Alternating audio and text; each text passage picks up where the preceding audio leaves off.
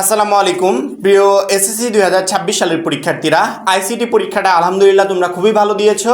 সামনে খুবই অল্প সময় পাচ্ছি আমরা গণিতে প্রিপারেশন নেওয়ার জন্য, এবং তোমরা জানো যে প্রতি বছর আমাদের এসএসসি পর্যায়ে হিউজ পরিমাণ শিক্ষার্থী যে ফেল করে, এই ফেলের ভিতর সবচেয়ে বেশি পরিমাণ যে সাবজেক্টটাতে ফেল আসে সেটা হচ্ছে গণিত।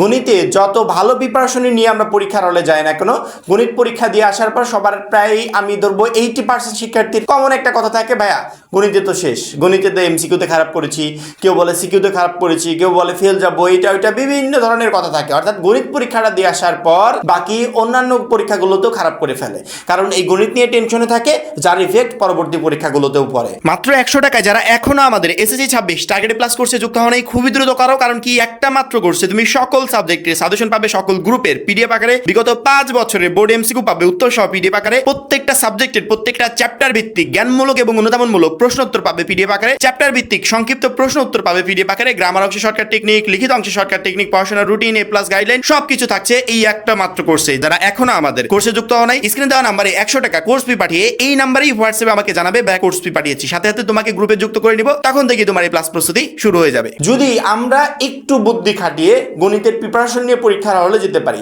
সেক্ষেত্রে আমার মনে হয় গণিত নিয়ে আপাতত 26 সালে কাউকে কান্নাকাটি করতে হবে না। কারণ কি 26 সালে আমাদের শর্ট সিলেবাস, এমনিতে অল্প চ্যাপ্টার, ওই অল্প চ্যাপ্টার থেকে আমরা তোমাদের সিলেবাসটাকে আরও শর্ট করে দিব, যে যে চ্যাপ্টারগুলো থেকে প্রশ্ন আসবে সেগুলো শর্ট করে দিব। ওই কয়েকটা চ্যাপ্টার পড়ে যদি পরীক্ষার হলে যেতে পারো, সেক্ষেত্রে আমার মনে হয় এইগুলোই যথেষ্ট তোমার গণিত পরীক্ষায় এ প্লাস কনফার্ম করার জন্য। গণিতে আমাদের টোটাল সৃজনশীল থাকবে হচ্ছে 50 মার্ক, আমাদের 8টা সৃজনশীল প্রশ্ন আসবে, যেখান থেকে 5টার অ্যান্সার করতে হবে, সংক্ষিপ্ততে থাকবে হচ্ছে 20 মার্ক এবং বহু নির্বাচনীতে থাকবে হচ্ছে 30 মার্ক। মূলত সৃজনশীলের এই 50 মার্কের সাজেশন দেওয়ার আগে একটা গুরুত্বপূর্ণ কথা বলি, সেটা হচ্ছে পরিসংখ্যান নিয়ে। দুইটা আসবে, কোনো শিক্ষার্থী যদি মনে করে যে পরিসংখ্যান থেকে যে দুইটা আসবে দুইটার অ্যান্সারই আমি করব, পরবর্তীতে বীজগণিত থেকে একটা করব, জ্যামিতি থেকে একটা, ত্রিকোণমিতি পরিমিতি থেকে একটা, এই টোটাল 5টা প্রশ্নের অ্যান্সার করব। কারো যদি মাথায় থাকে পরিসংখ্যান থেকে দুইটা আসবে, দুইটারই আমি অ্যান্সার করব, সেক্ষেত্রে বলি আমরা কিন্তু এই পরিসংখ্যানের সরাসরি প্রশ্ন তোমাদেরকে দিতে চেয়েছিলাম, যে শিক্ষার্থীরা এই প্রশ্নগুলো পরীক্ষার জন্য তোমাকে পড়ে যেতে হবে। মনে আছে তো? বারবার করে তোমরা আমার কাছে যাচ্ছিলে, ভাইয়া পরিসংখ্যানের পিডিএফ কই, পরিসংখ্যানের পিডিএফ কই, কোন প্রশ্নগুলো পড়ে যাব?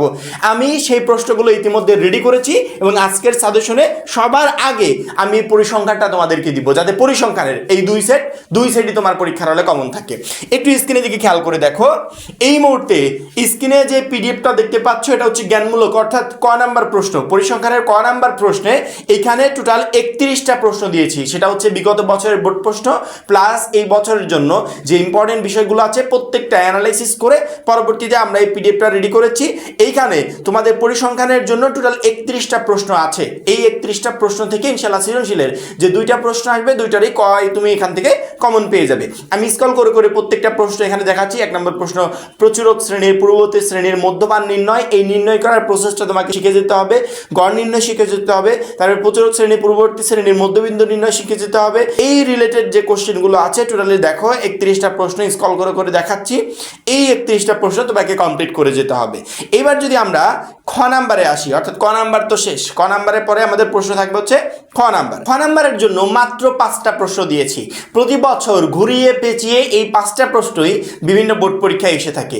এই জন্য পরিসংখ্যানের ক নাম্বার দেখে অবাক হয়েছিল, ভাই 31টা প্রশ্ন, ওইটার আসলে যতগুলো প্রসেস ছিল, যতগুলো প্রশ্ন ছিল সবগুলো আমরা ইনক্লুড করেছি, কিন্তু খ নাম্বারে মোটে 5টা প্রশ্ন, এই 5টা প্রশ্ন ঘুরিয়ে পেঁচিয়ে আসে।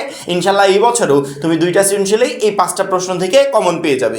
1 নম্বরে গড় নির্ণয় তুমি শিখে যাবে, 2 নম্বরে প্রচুরক নির্ণয় শিখে যাবে, মধ্যক নির্ণয় শিখবে, সংক্ষিপ্ত পদ্ধতিতে গড় নির্ণয় শিখবে, গণসংখ্যা নিবেশন সারণী তৈরি করা শিখবে। এই টোটাল 5টা প্রশ্ন কেউ যদি কমপ্লিট করে পরীক্ষার হলে যেতে পারে, 5টা প্রশ্ন থেকে ইনশাল্লাহ 2টা প্রশ্ন তার পরীক্ষার হলে আসবে। অর্থাৎ খ নাম্বার নিয়ে আপাতত টেনশন হবে না। ক নাম্বারে যে পিডিএফ দিয়েছি সেখান থেকে কমন পাবে, খ নাম্বারে যেটা দিলাম এই প্রশ্নগুলো থেকে তোমার খ নাম্বারও কমন থাকবে।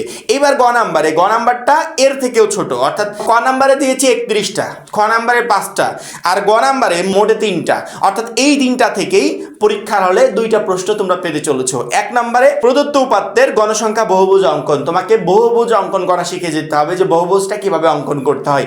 ইনশাল্লাহ পরীক্ষার হলে তুমি এই বহুভুজ অঙ্কনটা পেতে চলেছো, একবারে বলে দিলাম।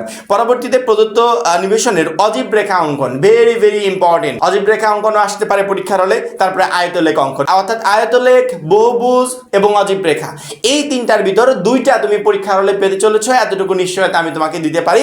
ক নাম্বারের জন্য 31টা, খ খ নাম্বারের জন্য 5টা আর গ নাম্বারের জন্য 3টা। এই টোটাল প্রশ্নগুলো কমপ্লিট করে পরীক্ষার হলে গেলে পরিসংখ্যানের 20 মার্কের 20 মার্ক ইনশাআল্লাহ তোমার পরীক্ষার হলে কমন থাকবে। অর্থাৎ পরিসংখ্যানের এই 20 মার্ক নিয়ে আপাতত টেনশন করতে হবে না। এই জন্য মূলত আমি পরিসংখ্যানের সাজেশনটা তোমাকে আগে দিলাম।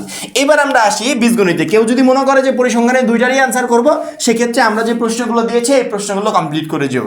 এবার আসি বীজগণিত ক নাম্বার। বীজগণিতে দুইটা প্রশ্ন আসবে, যে কোনো একটার অ্যান্সার করতে হবে বাধ্যতামূলক। জ্যামিতিতেও দুইটা আসবে, যে কোনো একটার অ্যান্সার করতে হবে। ত্রিকোণমিতি পরিমিতিতেও দুইটা আসবে, যে কোনো একটার অ্যান্সার করতে হবে।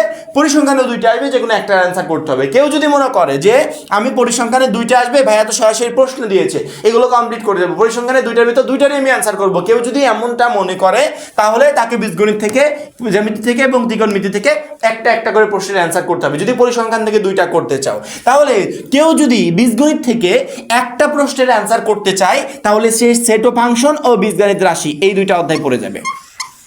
সেট ও ফাংশন, বীজগাণিতিক রাশি এই দুইটা অধ্যায় পড়ে যাবে। তোমরা জানো যে আমাদের এই গণিতের বীজগাণিতিক রাশি চ্যাপ্টারটা কতটা ইম্পর্টেন্ট এবং এখান থেকে যে 100% প্রশ্ন আসবে সেটাও তোমরা জানো, ঠিক আছে। বীজগাণিতিক রাশি থেকে মাস্ট বি প্রশ্ন আসবে।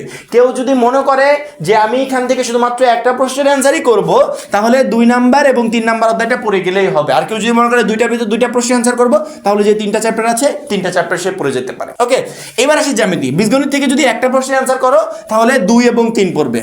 আমি দাগিয়ে দিই, 2 এবং 3 পড়বে। আর যদি বীজগাণিতিক অনুপাত ও সমানুপাত পড়ো, তাহলে দুইটার ভিতর দুইটাই আসবে। দুইটার ভিতর দুইটা প্রশ্ন কমন পাওয়ার যদি ইচ্ছা থাকে, যদি মনে করো যে দুইটারই অ্যান্সার করবো, তাহলে কিন্তু পরিসংখ্যান থেকে দুইটা করতে পারবে না, মোটে একটা অ্যান্সারই তুমি করতে পারবে। এখান থেকে যদি দুইটার অ্যান্সারই করতে চাও, তাহলে 3টা অধ্যায় তোমাকে পড়ে যেতে হবে। এবার আসি খ নাম্বারে। কেউ যদি মনে করে যে আমি অন্যান্য যে কোনো পার্ট থেকে দুইটা করব, জ্যামিতি থেকে আমি একটা প্রশ্নের অ্যান্সার করব, তাহলে আমি বলবো তুমি বৃত্ত পড়ে যাও। জ্যামিতি থেকে যদি একটা প্রশ্নের অ্যান্সার করতে চাও, তাহলে আমি বলবো তুমি বৃত্তটা পড়ে যাও। আর যদি মনে করো যে না, জ্যামিতি থেকে দুইটা প্রশ্নের অ্যান্সারই আমি করব, তাহলে ব্যবহারিক জ্যামিতি, বৃত্ত দুইটাই পড়তে হবে।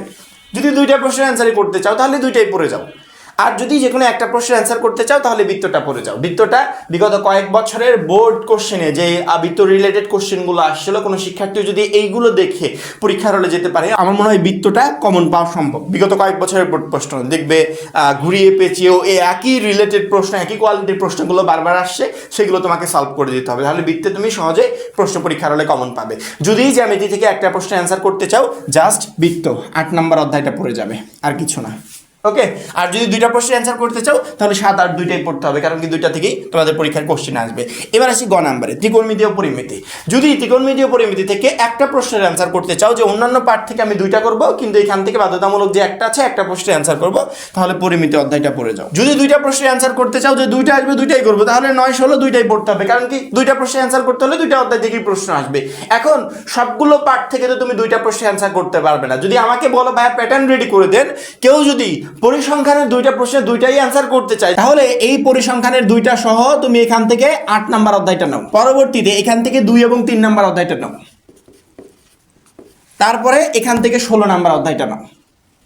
এখান থেকে 16 নাম্বার অধ্যায়টা নাও। তাহলে 2টা 4টা 5টা, এই টোটাল 5টা অধ্যায় পড়লে 5 সেট প্রশ্ন পরীক্ষার হলে একদমই ইজিলি কমন থাকবে। জাস্ট 5টা অধ্যায় পড়বে, 5 সেট প্রশ্ন পরীক্ষার হলে কমন থাকবে। অর্থাৎ পরিসংখ্যান থেকে তুমি 2টার অ্যান্সার করেছো, তুমি 8 নাম্বার বৃত্ত থেকে একটা অ্যান্সার করবে, 2 এবং 3 থেকে তুমি একটা অ্যান্সার করবে, 16 নাম্বার অধ্যায় পরিমিতি থেকে তুমি একটা অ্যান্সার করবে। এই 5টা অধ্যায় যথেষ্ট 5 সেট প্রশ্ন কমন পাওয়ার জন্য। এখন পরিসংখ্যানের এইটার প্রবলেম তো আমি সলভ করে দিলাম। তোমাকে কি করতে হবে, এই যে অধ্যায়গুলো, এখানে এটা কিন্তু 2 অধ্যায় না, আমি 2টা প্রশ্ন ধরেছি, তোমাকে এই পরিসংখ্যান ব্যতীত এই 4টা অধ্যায় পড়তে হবে। 8 2 3 16 এই 4টা অধ্যায় তোমাকে কমপ্লিট করে যেতে হবে। এই 4টা অধ্যায় যদি কমপ্লিট করতে পারো, ইনশাল্লাহ পরীক্ষার হলে তুমি 3 সেট প্রশ্নের অ্যান্সার একদম ইজিলি করতে পারবে। আর পরিসংখ্যানের 2টাতে আমি বলেই দিলাম যে কি কি প্রশ্নের অ্যান্সার করতে হবে। এখন লাস্ট মোমেন্টে আমি যদি পুরো সব কিছু পড়তে চাই, তাহলে কিন্তু হবে না। সব কিছু পড়তে গেলে আমি পরীক্ষার হলে কখনো একটা ভালো প্রিপারেশন নিয়ে যেতে পারবো না। বললাম না যে প্রতি বছর শিক্ষার্থীরা ভালো প্রিপারেশন ঠিকই নিয়ে যায়, কিন্তু পরীক্ষার হলে ভালো অ্যান্সার করতে পারে না। এই জন্য আমার মনে হয় সব কিছু একবারে জগা খিচুড়ি না পাকিয়ে আমরা বেছে বেছে এমন চ্যাপ্টারগুলো পড়বো যেগুলো থেকে পরীক্ষার হলে প্রশ্ন কমন আসবে। সামনের এই সময়টুকু আমি শুধুমাত্র এই 5টা চ্যাপ্টারের উপরে দিতে চাই, যে 5টা চ্যাপ্টার কমপ্লিট করে গেলে আমি পরীক্ষার হলে 5 সেট প্রশ্ন একদম সহজে কমন পাবো, যেখান থেকে 5 সেট প্রশ্নের অ্যান্সারই পরীক্ষার হলে করতে পারবো। আশা করি প্রত্যেকটা শিক্ষার্থী আমাদের এই সৃজনশীল রিলেটেড যে সাজেশনটা, এই সাজেশনটা ফলো করে পরীক্ষার হলে যাবে ইনশাআল্লাহ। সৃজনশীলের এই 50 মার্ক নিয়ে আপাতত তার কোনো ধরনের কোনো টেনশন থাকবে না। এবার আসি সংক্ষিপ্ত 20। সংক্ষিপ্ত প্রশ্নের যে পিডিএফটা এই মুহূর্তে স্ক্রিনে দেখতে পাচ্ছ, এই পিডিএফ যদি কোনো শিক্ষার্থী কমপ্লিট করে পরীক্ষার হলে যেতে পারে, সংক্ষিপ্ত প্রশ্নের এই 20 নাম্বার আমার মনে হয় আমাদের এই পিডিএফ থেকে যথেষ্ট কমন পাওয়ার জন্য। অর্থাৎ তোমার সৃজনশীলের সাজেশনটা আমি দিলাম, সংক্ষিপ্ত প্রশ্নের জন্য সরাসরি প্রশ্ন এবং উত্তর দিলাম, এবং এর পিডিএফটা আমাদের পিডিএফ কোর্সে দেওয়া থাকবে, 100 টাকার পিডিএফ কোর্সে, সেখান থেকে চাইলে তোমরা সংগ্রহ করে নিতে পারবে। আমরা সরাসরি সংক্ষিপ্ত প্রশ্নের পিডিএফ দিলাম, তাহলে আপাতত এই 50 আর এই 20, এই 70 মার্ক নিয়ে তোমার কোনো ঝামেলা নেই। তোমার ঝামেলা হচ্ছে মেইনলি বহু নির্বাচনের এই 30 নিয়ে, যে বহু নির্বাচনের 30-এর ভিতরে আমি 30 কিভাবে কমন পাবো। বহু নির্বাচনের 30-এর জন্য অনেকে আমাদের কাছে সাজেশন চায় যে ভাইয়া কিছু এমসিকিউ দেন। আচ্ছা, গণিতের এমসিকিউ কখনো কি এইভাবে পরীক্ষার হলে কমন পাওয়া সম্ভব? গণিতে এমন অনেক এমসিকিউ আছে যেগুলো তোমাকে সলভ করতে হবে। এখন ওই সলভ তুমি রিডিং পড়ে যেতে চাচ্ছ, যে আমি ভাইয়া আমাকে কিছু এমসিকিউ দেবে, এগুলো আমি কমপ্লিট করে যাব। এখন যদি বলো যে ভাইয়া আমার তো একটু যাচাই বাছাই করা দরকার, যে আমি কেমন প্রিপারেশন নিচ্ছি, যেহেতু মূল বই থেকে প্রিপারেশন নিব, এমসিকিউ তো কিছু সলভ করা দরকার। তোমার এই সলভের জন্য আমরা বিগত 5 বছরের বোর্ড এমসিকিউ দিয়েছি, বিগত 5 বছরের বোর্ড এমসিকিউ দিয়েছি, যেগুলো তুমি সলভ করবে। তোমার মেইন প্রিপারেশন হবে তোমার টেক্সট বুক থেকে, মূল বই, গণিতের যে মূল বইটা আছে এই মূল বই থেকে তুমি প্রথমত প্রিপারেশন নেবে, পরবর্তীতে তুমি বিগত 5 বছরের বোর্ড এমসিকিউ সলভ করবে। যদি গণিত বই থেকে প্রিপারেশন নিয়ে বিগত 5 বছরের বোর্ড এমসিকিউ তুমি নিজে নিজে সলভ করতে পারো, সেক্ষেত্রে এতটুকু বুঝে রাখো যে পরীক্ষার হলে যে কোনো এমসিকিউ আসুক আপাতত তোমাকে আটকাতে পারবে না। কারণ কি, তুমি বিগত 5 বছরের বোর্ড এমসিকিউ সলভ করেছো, ওই ধারাবাহিকতাই তোমার বোর্ড পরীক্ষায় এমসিকিউ আসবে। অর্থাৎ সেম টু সেম তুলে দিবে না, কিন্তু ওই রকম রিলেটেড থাকবে। অর্থাৎ বিগত 5 বছরের board MCQ must be important, এটা তোমাকে সলভ করে যেতে হবে। টেক্সট বুক প্লাস বিগত 5 বছরের বোর্ড এমসিকিউ, এই দুইটা যদি পরীক্ষার আগে কমপ্লিট করে পরীক্ষার হলে যেতে পারো, তাহলে এমসিকিউ তোমার 30টার ভিতর 30টা কমন থাকবে। কিন্তু এমসিকিউর জন্য বিশেষ করে গণিতে যারা আমরা আইসিটি দিই নাই, আইসিটিতে তোমাদের এমসিকিউ দরকার ছিল, সরাসরি এমসিকিউ রেডি করে দিয়েছি, কিন্তু গণিতের আমরা এমসিকিউ রেডি করে দিচ্ছি না। কারণ কি, গণিতের এমসিকিউ রেডি করে দিলে তুমি ওইভাবে পড়ে পরীক্ষার হলে একটা প্রশ্ন কমন পাবে না। তোমাকে পরীক্ষার হলে প্রশ্ন কমন পেতে হলে তোমার মূল বইটা কমপ্লিট করতে হবে, মূল বইয়ের অধ্যায়গুলো কমপ্লিট করতে হবে, তারপরে বিগত 5 বছরের বোর্ড এমসিকিউ নিজে নিজে সলভ করতে হবে।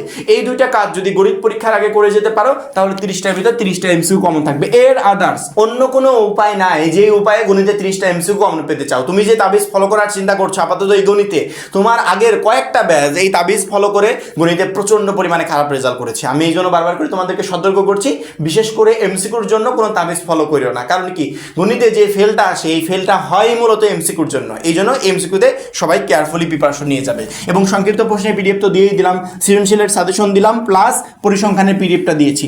এই টোটাল এভরিথিং একত্রিত করে তোমার কাজ হবে গণিত নিয়ে বসা, গণিতটা কমপ্লিট করা। গণিতের এই প্রিপারেশনটা আমাদের গাইডলাইন অনুযায়ী, আমাদের দেওয়া পিডিএফগুলো অনুযায়ী যদি নিয়ে যেতে পারো, পরীক্ষার হলে আপাতত এই গণিত নিয়ে তোমাকে টেনশন করতে হবে না। ইনশাল্লাহ গণিতে তুমি একটা বেস্ট রেজাল্ট করতে পারবে। আবারও মনে করে দিচ্ছি, প্রতি বছর যে হিউজ পরিমাণ শিক্ষার্থী ফেল করে, তার ভিতরে অধিকাংশ শিক্ষার্থী ফেল করা হচ্ছে গণিতে। এই জন্য গণিতে একটু কেয়ারফুলি প্রিপারেশন নিয়ে যাবে, সব কিছু একবারে না পড়ে, সময় নষ্ট না করে, অল্প কিছু চ্যাপ্টার, যে 5টা অধ্যায় আমি ইন্ডিকেট করে দিলাম, এই 5টা অধ্যায় একটু কমপ্লিট করে যেও। ইনশাল্লাহ এই 5টা অধ্যায় থেকে তুমি 5 সেট সৃজনশীল প্রশ্ন একদম ইজিলি কমন পেয়ে যাবে। এবং পরিসংখ্যানের 2 সেট যদি কেউ অ্যান্সার করতে চাও, ওই 2 সেটের জন্য যে প্রশ্নগুলো দিয়েছি সেই প্রশ্নগুলো কমপ্লিট করে যাবে।